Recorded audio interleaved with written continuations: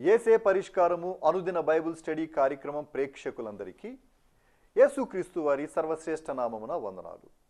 ప్రభువునందు ప్రియ దేవుని బిడ్డలారా, నేటి దినము దైవజనులు కారుపాటి శ్యాంసాగర్ గారి ద్వారా బైబిల్ స్టడీలోని వాక్య ధ్యానమును లూకా సువార్త నుండి ధ్యానం చేసుకుందాము. మీరందరూ బైబిల్తోనూ నోట్బుక్తోనూ సిద్ధపడి ఉంటే దైవజనులు కారుపాటి శ్యాంసాగర్ గారు ప్రార్థన చేసి ఈ దినపు వాక్య పరిచర్య చేస్తారు. ప్రభువునందు ప్రియ దేవుని బిడ్డలారా, నేటి వాక్య ధ్యానం కొరకు సహకారం ఇస్తున్న కుటుంబము మఠముగూడెం వాస్తవ్యులు చాగర్లమూడి పవిత్ర గారి జన్మదినము సందర్భంగా తల్లిదండ్రులు సహోదరులు జాన్సన్ గారు, సహోదరి స్వరూపరాణి గారు, తాతయ్య నాన్నమ్మ కోటేశ్వరరావు చంటమ్మ, తాతయ్య అమ్మమ్మ మందలపు రాజారావు కన్యాకుమారి గారు, సహోదరుడు శ్యామ్ సహకరిస్తున్నాడు. పవిత్ర గారి జన్మదినము సందర్భంగా ప్రార్థన చేసుకుందాం. తలలో వంచండి, ప్రార్థనలో ఏకీభవించండి. మమ్మలను మిక్కిలిగా ప్రేమిస్తున్న మా ప్రియ పరలోకపు తండ్రి, మీ పరిశుద్ధ గణనామమునకు వందనాలు, స్తోత్రాలు చెల్లిస్తున్నాం. నేటి వాక్య ధ్యానము ద్వారా మాతో మాట్లాడండి. చాగర్లమూడి పవిత్ర కొరకు ప్రార్థిస్తున్నాం. కుటుంబ సభ్యులు ఇచ్చిన సహకారమును బట్టి మీకు వందనములు చెల్లిస్తున్నాము. జాన్సన్ గారిని, స్వరూపరాణి గారిని, శ్యామ్ గారిని, మందలపు రాజారావు గారి కుటుంబాన్ని, అటువలనే పవిత్ర నానమ్మ తాతయ్య గారులను దీవించమని ప్రార్థిస్తున్నాము. పవిత్రకు నూతన జన్మదినం ఇచ్చారు, దయా కిరీటాన్ని దయచేసినారు. నూతన సంవత్సరంలో ఆశీర్వాదము ప్రస్ఫుటముగా దయచేయము. మంచి అభివృద్ధి బిడ్డకివ్వండి. నేటి వాక్య ధ్యానము ద్వారా మాతో మాట్లాడండి ప్రభు. ఎపిసోడ్ సహకారులు లేక ఆర్థికంగా వెనకబడి ఉన్న పరిష్కారాన్ని మీరు ముట్టి బాగు చేయండి. యేసు దివ్యనామమున అడుగుచున్నాము తండ్రి, ఆమెన్. ప్రభువునందు ప్రియ దైవుని బిడ్డలారా, మీ పరిశుద్ధ బైబిల్ గ్రంథాన్ని తెరవండి. లూకా సువార్త 1వ అధ్యాయము 5వ వచనము నుండి 7వ వచనము వరకు ఉన్న వాక్య భాగాన్ని చదువుతాను. జాగ్రత్తగా గమనించండి. యూదయ దేశపు రాజైన హేరోదు దినములలో అబీయా తరగతిలో ఉన్న జకరియా అను ఒక యాజకుడు ఉండెను. అతని భార్య అహరోను కుమార్తెలలో ఒకటి, ఆమె పేరు ఎలీసబెత్తు. వీరిద్దరూ ప్రభువు యొక్క సకలమైన ఆజ్ఞల చొప్పునను విధుల చొప్పునను నిరపరాధులుగా నడుచుకొనొచ్చు దేవుని దృష్టికి నీతిమంతులై ఉండిరి. ఎలీసబెత్తు గొడ్రాలైనందున వారికి పిల్లలు లేకపోయిరి, మరియు వారిద్దరూ బహుకాలము గడిచిన వృద్ధులు అయిరి. యేసుక్రీస్తు ప్రభువు వారిని గూర్చి లూకా థియోఫిలకు రాస్తున్నప్పుడు వరుస క్రమములో వీటన్నింటినీ తరచి పరిష్కారముగా తెలుసుకొని నీ పేరిట రాస్తున్నానన్నాడు. వరుస క్రమంలో రాశాడు, తరచి పరిష్కారంగా తెలుసుకొని రాశాడు. కనుక వరుస క్రమంలో అన్నప్పుడు ఎక్కడ ప్రారంభించాడనగా వరుస క్రమంలో అనగా ఎక్కడ ప్రారంభించాడనగా యేసుక్రీస్తు ప్రభువునకు వార్తాహరుడుగా పంపించబడి పరలోకం నుండి జన్మించినటువంటి బాప్తిస్మమిచ్చు యోహాను జననం మొదలుపెట్టాడు. ఆ కారణము చేత యూదయా దేశపు రాజైన హేరోదు దినములలో అని ప్రారంభించాడు. వ్రాస్తున్నప్పుడు యాజకత్వము, రాజరికము రెండింటిని గూర్చిన వివరము ఇక్కడ వ్రాశాడు. ఎవరు యాజకుడుగున్నారు, ఎవరు రాజుగా ఉన్నారు. హేరోదు క్రూరుడైనటువంటి రాజు. రోమా ప్రభుత్వంలో యూదయా ప్రాంతము, పాలస్తీనా భూభాగము 4 భాగములుగా విభజించబడింది. గలిలయ ప్రాంతము, యూదయ ప్రాంతము ఇవి కలిసి ఉండినవి. యేసుక్రీస్తు ప్రభు శిలువ యొద్దకు వచ్చేటప్పటికి గలిలయ ప్రాంతం హేరోదు కింద ఉంది, యూదయ ప్రాంతం గవర్నర్ కింద పిలాతు కింద ఉంది. ఇక్కడ యూదయ దేశానికి హేరోదు రాజుగా యేసు జనన సందర్భంలో కనిపిస్తుంది. ఈ క్రూరుడైన మహారాజు హేరోదు మహారాజు దినాలలో అహరోను యొక్క వంశము నుండి ప్రధాన యాజకులుగా కంటిన్యూ అవుతూ వస్తున్నటువంటి తరగతులలో అబియా అనే డివిజన్లో ఈ జకర్యా అనేటువంటి ఒక వృద్ధుడు, నీతిమంతుడు, దేవుని దృష్టిలో యథార్థపరుడు, ఆజ్ఞలను అనుసరించి నిరపరాధులుగా ఉన్నటువంటి దంపతులు ఇందులో గాడ్ హ్యాస్ చూజన్, దేవుడు ఎన్నిక చేసుకున్నాడు. కనుక దీనిలో ఉన్న విచిత్రమైన విషయం ఏమిటంటే బాప్తిస్మం ఇచ్చు యోహాను యొక్క ఆవిర్భావాన్ని గూర్చి అతడు జన్మించటానికి 600 సంవత్సరాల క్రితము యెషయా భక్తుడు అరణ్యములో వినబడుతున్న శబ్దము, ప్రతి ఎత్తు అణచబడుతుంది, ప్రతి పల్లము పోడ్చబడుతుంది, చదును చేయబడుతుంది, త్రోవలను సరాళం చేయటానికి బయలుదేరింది ఒక శబ్దము, అరణ్యములో వినబడుతున్న శబ్దము అని యెషయా ప్రవచనం ఇచ్చాడు, చూచారు. ఆ ప్రవచనం యొక్క నెరవేర్పు బాప్తిస్మం ఇచ్చు యోహాను. ఏలియా వచ్చి తండ్రులను పిల్లల తట్టు, పిల్లలను తండ్రుల తట్టు తిప్పును, అంచె దినములలో ఇది జరుగుతుంది అని మలాకీ గ్రంథంలో యోహాను పుట్టడానికి 400 సంవత్సరాల క్రితం ఎక్కడ ముగించాడో, ఎక్కడ ఓల్డ్ టెస్ట్మెంట్ బుక్ ముగించబడిందో దాని కనెక్టివిటీ వర్డ్ స్టార్ట్ చేస్తూ లూకా యోహాను యొక్క ఆవిర్భావం గురించి రాశాడు. ఏలియా వస్తాడు అనేటువంటి విషయాన్ని మలాకి వ్రాసి ఉండగా ఏలియా యోహాను ఏలియా ఆత్మ కలిగిన వాడై వస్తున్నాడు అనేటువంటి సందర్భంతో ప్రారంభించి రాస్తున్నాడు. జకర్యా అహరోను వంశస్థుడే, అతని భార్య ఎలీజబెత్ అహరోను వంశస్థురాలే. బోత్ ఆర్ ఫ్రమ్ లేవైట్స్, లేవి వంశానికి చెందినటువంటి వారు, లేవి గోత్రానికి చెందినవారు, అబియా డివిజన్ తరగతికి చెందినటువంటి కుటుంబం. కనుక బాప్తిస్మం ఇచ్చు యోహాను యేసుక్రీస్తు ప్రభువు యొక్క మార్గము సిద్ధపరచుటకు, ఆయనను ప్రజలకు పరిచయం చేయుటకు యోహాను ముందస్తుగా పరిచర్య ప్రారంభించాడు.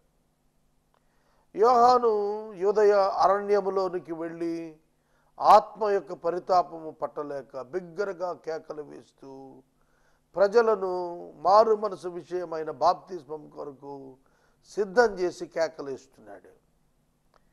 బాప్తిస్మం ఇచ్చు యోహాను ఎక్కడైతే కేకలేస్తున్నాడో అక్కడికి ప్రజలు వెళ్ళారు.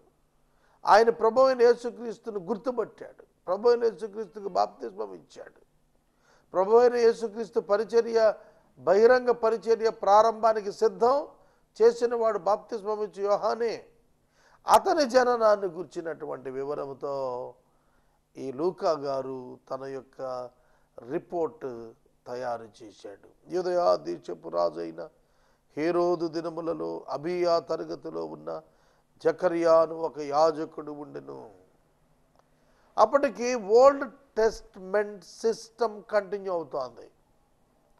ఓల్డ్ టెస్ట్మెంట్ సిస్టమ్ కంటిన్యూ అవుతోంది. కనుక ఈ జకర్యా హై ప్రీస్ట్గా ఉన్నాడు. జకర్యా హై ప్రీస్ట్గా ఉన్నాడు. అందుకే అతడు ప్రజల కొరకు అర్పణ ఇస్తూ ధూపాన్ని వేస్తున్నాడు. చూడండి, ఈ ఓల్డ్ టెస్టిమెంట్లో ఉన్నటువంటి విషయాన్ని ఇక్కడ వ్రాశాడు. New Testament begins at after the death and resurrection and the Holy Spirit descension. ఆ తర్వాత మనం లెక్కెడతాం. పరిశుద్ధాత్మను కృమ్మరింపు, క్రీస్తు ఆరోహణం, వీటి తర్వాతనే మనకు న్యూ టెస్టిమెంట్ కౌంట్. కనుక ఫస్ట్ న్యూ టెస్టిమెంట్లోకి ఎంటర్ అయినటువంటి వాళ్ళు పెంతెకొస్తు పండుగ దినాన చర్చ్ ఆవిర్భవించింది. డిసైపుల్స్ చర్చ్ని ఎస్టాబ్లిష్ చేశారు పరిశుద్ధాత్ముని యొక్క సహాయములో. కాబట్టి ఈ న్యూ టెస్టిమెంట్కు ముందున్నటువంటి కాలం అంతా కూడా ఓల్డ్ టెస్టిమెంట్ పీరియడ్. ఈ ఓల్డ్ టెస్టిమెంట్ పీరియడ్లో మనం చూస్తున్నప్పుడు ఈ రిచువల్స్, రిలీజియస్ రిచువల్స్ ఉన్నాయి చూశారు. ధూపము వేయుట, బలులను ఇచ్చుట, దేవునికి ఆహారాన్ని పెట్టడం, ఇవన్నీ కూడా ఇవాళ సిమిలర్ యాక్టివిటీస్ అన్నీ కూడా అదర్ దాన్ క్రిస్టియన్ రిలీజియన్లో, హిందూయిజంలో, ఇతర రిలీజియన్స్లో మనం చూస్తాం. అయితే న్యూ టెస్టిమెంట్కి వచ్చినప్పుడు జరిగినటువంటి డిఫరెన్సియేషన్ ఏమిటి? న్యూ టెస్టిమెంట్ దేన్ని రివీల్ చేసింది? ఇది అర్థం కాక ఇవాళ సోషల్ మీడియాలో బైబిల్ గ్రంథంలోని దేవుని గురించి ఏది పడితే అది రాస్తున్నారు, ఏది పడితే అది చర్చలు చేస్తున్నారు, టీవీల్లో కూడా చర్చలు చేస్తున్నారు నాన్ క్రిస్టియన్ మిత్రులు.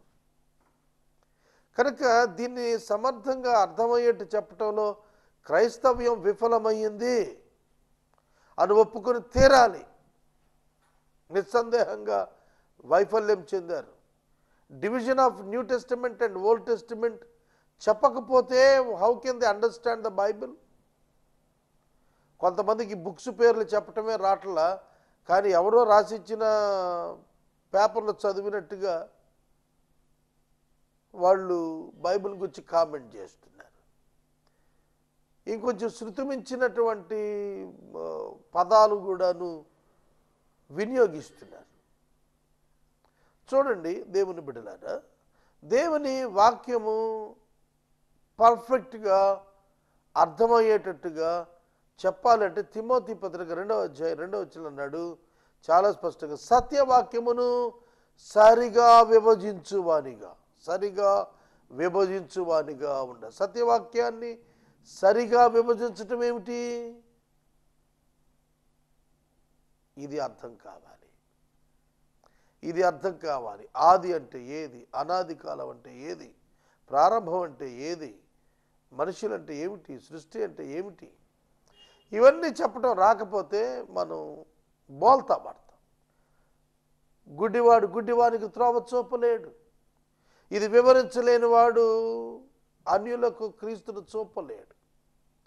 కనుక ఈ వాక్యాలను మనం చూస్తున్నప్పుడు అహరోను కుమార్తెలలో ఒకటి యాజకత్వము, ప్రూవెన్ ఫ్యామిలీ, అబియా తరగతి, ప్రజెంట్లో అతడు యాజకుడుగున్నాడు, అతడు దైవ ధర్మాలను నిర్వర్తిస్తున్నాడు, ఆలయంలో ధూపాన్ని వేస్తున్నటువంటి కాలంలో ఉన్నాడు, అతడు పనిచేస్తున్న సమయంలో ఉన్నాడు. అటువంటప్పుడు దేవుని యొక్క ప్రత్యక్షతలు అతనికి దొరికాయి. జకరియా దేవుని యొక్క దూతను దేవాలయంలో తెలుసుకున్నాడు. తర్వాత మనం గ్రహించాల్సింది, ఇవాళ నేను మీకు చెప్పాలనుకుంటుంది ఏమిటంటే, ఎందుకు దేవుడు ఈ ఇద్దరిని ఏర్పాటు చేసుకున్నాడు? వారు బహు వృద్ధులైరి, బహుకాలము గడిచిన వృద్ధులైపోయారు వారిద్దరు, వారికి సంతానం కలుగదు. బైబిల్ గ్రంథంలో అబ్రహాము షారా 90వ ఏట, అబ్రహాము 100వ ఏట ఇస్సాకును గర్భాన్ని కలిగి ఉన్నారు. ఇస్సాకు గర్భాన్ని పడినప్పుడు షారా 90 ఏళ్ల ముసలావిడ, 90 years ఓల్డ్ ఉమెన్, స్త్రీయత్వం ఉడిగినటువంటి ఆవిడ. ఇస్సాకు పుట్టినప్పుడు వారి హృదయముల నిండా, నోటి నిండా నవ్వు ఉంది కనుక ఇస్సాకు అని పేరు పెట్టారు. వృద్ధులు వీరిద్దరి గురించి వృద్ధులైన వీరిద్దరి గురించి పరిశుద్ధాత్ముడు వ్రాయించినప్పుడు ఒక ప్రాముఖ్యమైన విషయాన్ని మనం గుర్తెరగలది ఏమిటంటే దే వర్ స్టిల్ ప్రేయింగ్. వారు ప్రార్థనా పరులై ఉన్నారు.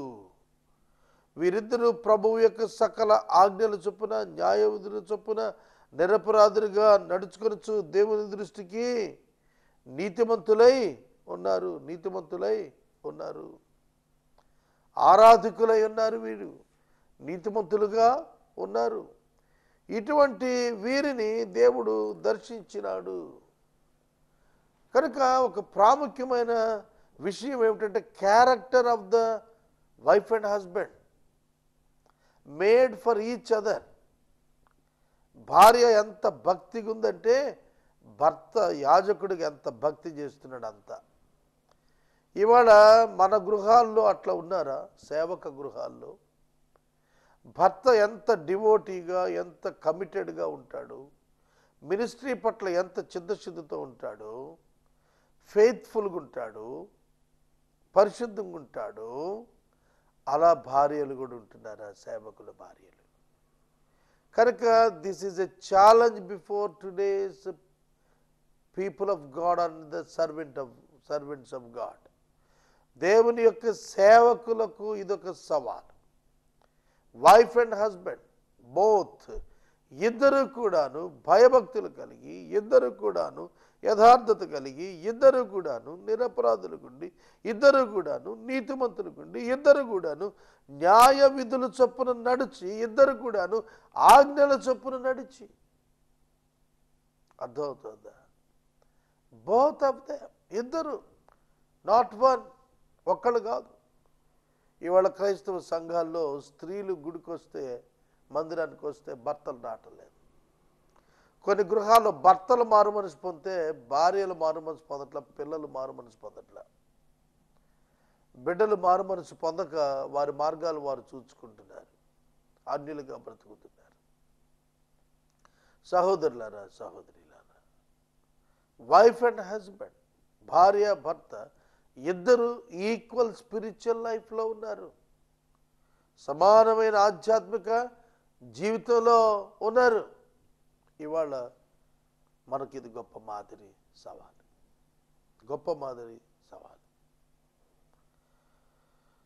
కనుక వీరిద్దరిని గురించి మనకు వృద్ధులు అని వ్రాయబడింది.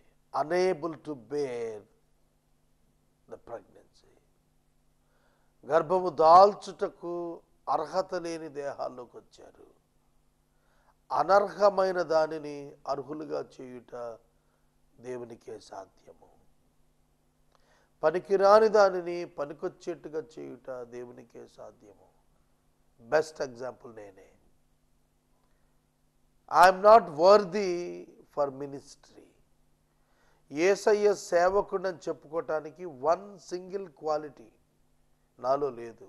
I'm totally inefficient and ineligible. నేను అసమర్థుణ్ణి, అనర్హుణ్ణి దైవ సేవకు. పౌలు గారు చెప్పిన మాట నన్ను బలపరుస్తుంది. అయోగ్యుడనైన నన్ను యోగ్యునిగా ఎంచిన దేవునికి కృతజ్ఞతాస్తుతులు. సేమ్ రిపీట్ చేస్తాను. నేను అయోగ్యుడు ఆయన చెప్పుకుని, నేను అనర్హుడని కూడా చెప్పుకున్నాను. అయోగ్యుడు అనర్హుడును అయిన నన్ను యోగ్యునిగా అర్హునిగా ఎంచిన దేవునికి కృతజ్ఞతాస్తుతులు. సోదరుడా, సోదరి, physically they are not fit. శరీర రీతిగా వారు వృద్ధులైపోయినారు. వారు గర్భము దాల్చుటకు శక్తి లేనివారు. అటువంటి సందర్భాన దేవుడు జకర్యాను దర్శిస్తున్నాడు. ఒకటే విశ్వాసం, అసాధ్యాన్ని సాధ్యం చేయటం దేవుని పని. మనకు అసాధ్యం, దేవునికి సాధ్యం. అది జకర్యా ఎలిజబెత్ల జీవితాల్లో దేవుడు నెరవేర్చాడు. వారు బహుకాలము గడిచిన వృద్ధులైన వారి జీవితంలో సంతానము కొరకైన ఎంతో మిక్కిలి ప్రార్థన ఉన్నది. భార్యాభర్తలు సంతానము లేని వారికి నేను మనవి చేస్తున్నాను, దేవుడు మీ ఇద్దరి జీవితంలో బిడ్డలను ఇవ్వాలని ఆయన సంకల్పిస్తే తప్పక ఇస్తారు. సంతానము ఇవ్వకూడదని ఆయన అనుకుంటే ఆయన ఆపగలడు. ఒక్క వాస్తవాన్ని గ్రహించండి, భార్యాభర్తలు సంతానము లేనంత మాత్రాన భార్యాభర్తలు కాకుండా పోలేదు. దేవుని దృష్టిలో భార్యాభర్తలు మాత్రమే ఒక unit. Children are the fruits of the marriage. వివాహంలో భార్యాభర్తలే భాగస్వాములు. సంతానానికి చోటు లేదు. సంతానం దాంపత్య ఫలాలే తప్ప దాంపత్యం కాదు. దాంపత్యం వారిద్దరి మధ్య. ఇది బాగా గుర్తెరిగినటువంటి జంట జకరియా ఎలిజబెత్తులు ఈ సత్యాన్ని బాగా ఎరిగిన వారు. సంతానం లేనంత మాత్రాన తమ దంపతులు కాకుండా పోయారా? They are wife and husband. వారు దేవుని చేత జతపరచబడిన వారే, దేవుని చేత ఏర్పాటు చేయబడిన వారే. They were not dissatisfied. వాళ్ళేమీ నిరుత్సాహపడిపోయి దేవుని వదిలేలా. సంతానం లేకపోయినా they continue in the ministry. Wonderful. They continue the spiritual life. చాలామంది మాకు పిల్లలను దేవుడు ఇవ్వలేదండి అని దేవుడిని వదిలేస్తారు. అలా వదలొద్దండి. ప్రభువును వదలాల్సిన అవసరం ఏమొచ్చింది మీకు? ఏమీ లేదు. ప్రభువును వదలకూడదు. జకరియా ఎలిజబెత్తులు ఎంతో భక్తి గలవారు, ఎంతో నీతిమంతులు, ఎంతో ఆజ్ఞలను పాటించిన వారు, నిర్దోషులు. ఏమిటి మేము ఎంత బలంగా దేవుని వెంబడిస్తుంటే, దేవుని పనిచేస్తుంటే సంతానం లేకుండా చేస్తాడా? వదిలేశారా? లేదే. అబియా తరగతి క్రమములో జకరియా దేవాలయములో సేవ చేస్తున్నాడు కనుక దేవుడు మనకు ఇల్లు ఇవ్వలేదని, దేవుడు మనకు ఉద్యోగం ఇవ్వలేదని, దేవుడు మనకు బిడ్డలను ఇవ్వలేదని, దేవుడు మనకు వ్యాపారం ఇవ్వలేదని, దేవుడు మనకు సమాజంలో ఒక పేరు ఇవ్వలేదనో దేవుడిని వదిలేస్తామా? దేవుడిని వదిలేస్తామా? అలా వదలటానికి వీల్లేదు. మనకు దేవుడిచ్చిన బాధ్యతను మనం నిర్వర్తించాలి. దేవుడు మనకు అనుగ్రహించిన బాధ్యతను నిర్వర్తించి లోకములో పరిశుద్ధంగా జీవించి దేవుని పిల్లలముగా రుజువు చేసుకుని దేవునికి సంతోషాన్ని కలిగించే వారంగా ఉండాలి. జకరియా ఎలిజబెత్తులు దేవునికి మహిమ తీసుకుని వచ్చారు. A model family, a model wife and husband. ఒక మాదిరికరమైన కుటుంబంగా, మాదిరికరమైన భార్యాభర్తలుగా, మాదిరికరమైన సేవకులుగా ఈ భార్యాభర్తలు కనిపిస్తున్నారు. What about us? What about us? సహోదరుడా, సహోదరి, దే ప్రాక్టీస్ ఫెయిత్. విశ్వాసాన్ని వెంబడించారు. నిరపరాధులు నడుచుకున్నారంటే ఏంటి అర్థం? They walk with God all the life. జీవితకాలం అంతా దేవునితో నడిచారు, దేవుని కలిగి ఉన్నారు, దేవుని ప్రార్థించారు, దేవుని ఆరాధించారు. సహోదరుడే, సహోదరి, మాదిరిగా నిలిచారు. ఈ యొక్క భార్యాభర్తలు సంతానము లేదని దేవునిపై గొడగలేదు, సనగలేదు. దైవ చిత్తము తమ జీవితంలో నెరవేరిందనుకున్నారు తప్ప they were not dissatisfied with God. దేవునితో అసంతృప్తిగా లేరు. దేవునిపై సణిగిన వారు కాదు. ఆ క్వాలిటీస్ వాళ్ళలో ఉన్నాయి. దేవుడు కనికరించాడు. దేవుడు వారిని జ్ఞాపకం చేసుకుని తన యొక్క దూత చేత ఆయన మాట్లాడిస్తున్నాడు. 8వ వచనం, జకరియా తన తరగతి క్రమము చొప్పున దేవుని ఎదుట యాజక ధర్మం జరిగిస్తున్నాడు. దేవుని ఎదుట అన్నప్పుడు టెంపుల్లో, మందిరంలో. చూడండి కొన్ని పదాలు మనం ఇవాళ క్రైస్తవేతరులను ఏదైతే విమర్శిస్తామో అది బైబిల్లో ఓల్డ్ టెస్టిమెంట్లో కనిపిస్తుంది. దేవుడికి అన్నం పెట్టడం ఏంటండి అంటాం మనం ఇవాళ. దేవునికి ధూపం వేయటం ఏంటండి, పీలుస్తుందా విగ్రహం అని అంటాం. తర్వాత దేవుని ఎదుట మనం బలులు ఇవ్వటం ఏంటండి అని అంటాం. చాలా ప్రాక్టీసెస్ని వాళ్ళు విమర్శించే ముందు ఓల్డ్ టెస్టిమెంట్లో వీటిని ఏ విధంగా సమర్థించగలుగుతారు మీరు అనేది ఎక్స్ప్లెయిన్ చేయకుండా వారికి ఏమి తెలియదని అంటాం సబబు కాదు. వారు తెలుసుకోవలసింది Old Testament first, then New Testament. వారికి పాత నిబంధన అర్థం కాకపోతే నూతన నిబంధన ఎట్లా అర్థం అవుతుంది? కనుక పాత నిబంధన ఎక్కడ ప్రారంభమైంది, ఎలా ప్రారంభమైంది, ఎందుకు ప్రారంభమైంది, ఏ ఉద్దేశంతో ప్రారంభమైంది, దీన్ని ఏ విధంగా క్రైస్తవుడు భావిస్తాడు, ధర్మశాస్త్రం ఏమిటి, నెరవేర్చబట్టం ఏంటి, కొట్టివేయబట్టం ఏంటి, తొలగించబట్టం ఏమిటి, ఆ డిస్పెన్సేషనల్ డిఫరెన్సెస్ ఎట్లా వచ్చాయి, how God count these things. Old టెస్టిమెంట్లో గాడ్స్ రెవల్యూషన్స్ ఎట్లున్నాయి, న్యూ టెస్టిమెంట్లో రెవల్యూషన్ ఏమిటి, ఈ ప్రధానమైన అంశాలు తెలియకుండా no one can understand the Bible and God of the Bible, Jesus.